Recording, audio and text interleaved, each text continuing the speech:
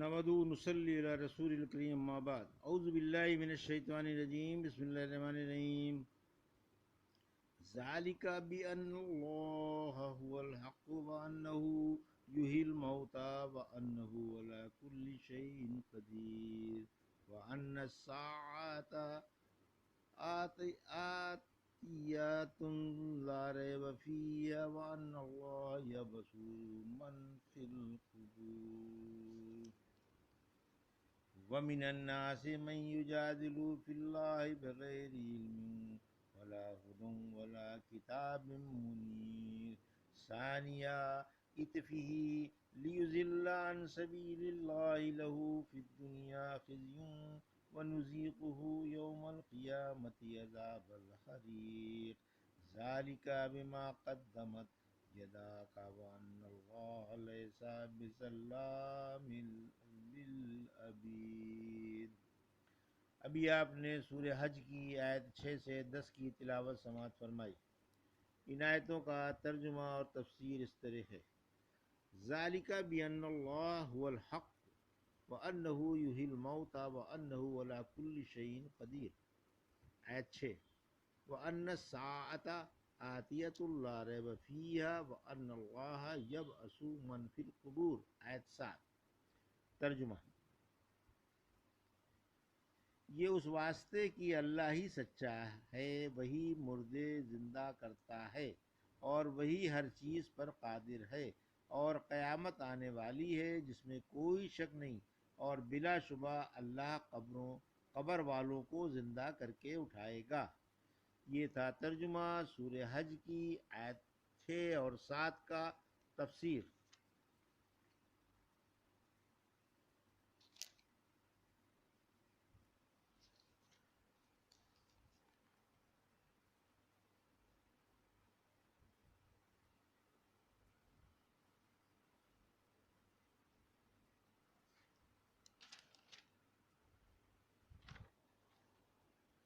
رنگ برنگ کی بوٹیاں توحید کا سبق دیتی ہیں۔ یہ رنگ برنگ کی بوٹیاں جو زمین کی گود میں مسکرا رہی ہیں، چیخ چیخ کر بتا رہی ہیں کہ اللہ ہی سچا معبود ہے، وہی خالق و مدبر ہے، اور وہی جو چاہتا ہے کر دیتا ہے۔ پھر جیسے اللہ نے یہ مردہ زمین زندہ کر دی، ٹھیک اسی طرح وہ مردے بھی زندہ کر دے گا۔ سورہ یاسین کی آیت 79 میں فرمایا، یعنی جس نے انہیں پہلی بار حیات بخشی وہی دوبارہ حیات بخش دے گا، وہ ہر طرح سے پیدا کرنا جانتا ہے۔ فرمایا سورہ فصلت کی آیت 39 میں، جس نے یہ زمین زندہ کر دی وہ مردے بھی زندہ کر دے گا، وہ تو ہر چیز پر خوب قادر ہے۔ سورہ یاسین کی ہی آیت 82 میں فرمایا، اس کے تو حکم کی دیر ہے، ادھر حکم ہوا ادھر چیز موجود ہوئی۔ آیت 7: قیامت اور زندگی بعد الموت برحق ہے، یعنی قیامت کے آنے میں ذرا سے شک کی بھی گنجائش نہیں، اور یہ بھی یقین ہے کہ اللہ مردے دوبارہ زندہ فرما دے گا، اور قبر والے زمین پھاڑ کر نکل آئیں گے، جیسے اللہ نے انہیں شروع میں عدم سے وجود بخشا، اسی طرح قبروں میں بے نشان ہو جانے کے بعد پھر عدم سے وجود بخش دے گا۔ سورہ یاسین کی آیت 79 سے 81 میں فرمایا، انسان نے ہمارے لیے مثال بیان کی اور اپنی پیدائش بھول گیا، بولا بھلا بوسیدہ ہڈیاں کون زندہ کرے گا؟ آپ فرما دیں کہ انہیں وہی زندہ کر دے گا جس نے انہیں شروع میں بنایا تھا، وہ ہر طرح کی پیدائش سے خوب واقف ہے، جس نے تمہارے فائدے کے لیے سبز درخت سے آگ بنائی، جس سے تم آگ سلگاتے ہو۔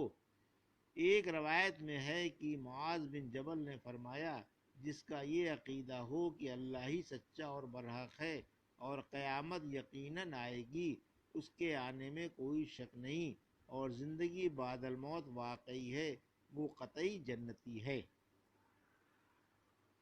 وَمِنَ النَّاسِ مَن يُجَادِلُ فِي اللَّهِ بِغَيْرِ عِلْمٍ وَلَا هُدًى وَلَا كِتَابٍ مُنِيرٍ۔ آیت 8: ثانیہ اطفه لِيُضِلَّ عَن سَبِيلِ اللَّهِ لَهُ فِي الدُّنْيَا خِزْيٌ وَنُذِيقُهُ یوم القیامتی عذاب الحریق آیت 9، ذالک بما قدمت یداک وان اللہ لیس بظلام للعبید آیت 10۔ ترجمہ: اور بعض لوگ ایسے بھی ہیں جو اللہ کے بارے میں بغیر کسی علم کے، بغیر کسی دلیل کے اور بغیر کسی روشن کتاب کے غرور کرتے ہوئے جھگڑتے ہیں تاکہ اللہ کی راہ سے بے راہ کر دیں۔ ایسے لوگوں کے لیے دنیا میں بھی رسوائی ہے اور ہم انہیں قیامت کے دن بھی جلن والا عذاب چکھائیں گے۔ اس سے کہا جائے گا کہ یہ عذاب ان عملوں کی بنا پر ہے جو تو آگے بھیج چکا تھا، اور اللہ بندوں پر ظلم نہیں کرتا۔ یہ تھا ترجمہ آیت 8 سے 10 کا تفسیر۔ بدعتیوں اور گمراہوں کے سرداروں کا بیان آیت 8 اور 9۔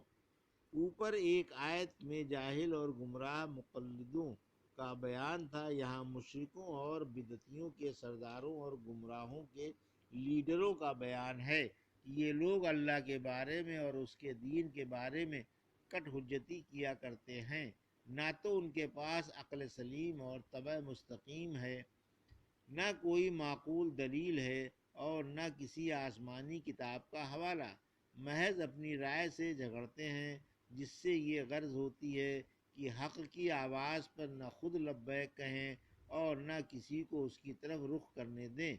یہ لوگ دعوت حق پر غرور و نخوت سے گردن موڑ لیتے ہیں اور اکڑ جاتے ہیں۔ سورہ زاریات کی آیت 38-39 میں فرمایا، موسیٰ علیہ السلام کے بارے میں غور کرو، جب ہم نے انہیں فرعون کے پاس ایک روشن دلیل دے کر بھیجا تو وہ میں اپنے اراکین سلطنت کے پیٹھ موڑ کر کھڑا ہو گیا اور کہنے لگا کہ یہ یا تو جادوگر ہے یا دیوانہ۔ پھر فرمایا کہ ایسے شخص کے لیے دنیا میں بھی ذلت و رسوائی ہے، چونکہ دنیا میں بھی اس نے غرور و نخوت سے اللہ کی آیتوں سے منہ موڑا تھا، اس لیے اللہ بھی دنیا میں اس پر ذلت ڈال دے گا اور آخرت سے پہلے دنیا ہی میں سزا دے دے گا، کیونکہ اس کی تو دنیا ہی دنیا ہے، آخرت تو مانتا ہی نہیں، اور آخرت میں بھی اس کو جلن والا عذاب بھگتنا پڑے گا۔ آیت 10۔ پھر اس کے کان کھڑے کرنے کے لیے زجر و توبیخ کے طور پر کہا جائے گا کہ یہ عذاب تیرے کرتوتوں کا نتیجہ ہے جو تو دنیا میں کر چکا ہے، یہ نہ سمجھ لینا کہ اللہ نے تجھ پر ظلم کیا ہے، اللہ اپنے بندوں پر ظلم نہیں کرتا، اعمال کی جزا سزا اس کے عدل کا تقاضا ہے۔ سورہ دخان کی آیت 47-50 میں فرمایا، پکڑ لو اسے اور گھسیٹ کر وسط جہنم میں لے جا کر ڈالو، پھر اس کے سر پر بطور عذاب کے سخت گرم پانی بہاؤ، لے یہ عذاب چکھ، تو دنیا میں بڑی عزت و بزرگی والا تھا، دیکھ لو یہ وہی ہے جس میں تم شک کیا کرتے تھے۔ یہ تھا سورہ حج کی آیت 6 سے 10 کا ترجمہ اور تفسیر جو ابھی آپ نے سماعت فرمائی۔ بارک اللہ لی ولکم فی القرآن الحکیم ونفعنا ایاکم بآیات الذکر الحکیم۔